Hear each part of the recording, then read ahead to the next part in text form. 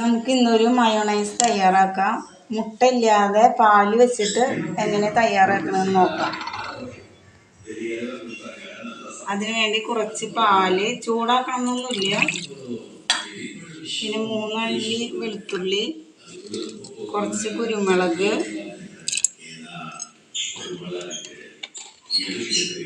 ആവശ്യത്തിന് ഉപ്പ്,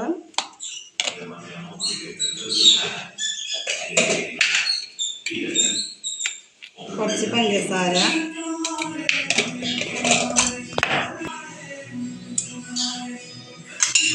കുറച്ച് ചെറുനാരങ്ങ നീര്. നമുക്ക് മിക്സിയിൽ ഇതൊന്ന് അടിച്ചെടുക്കാം.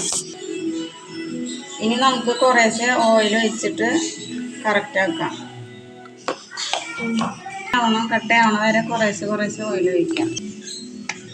നമ്മുടെ മയോണൈസ് റെഡി ആയിട്ടുണ്ട്. നമുക്കിത് പാത്രത്തിലേക്ക് മാറ്റാം.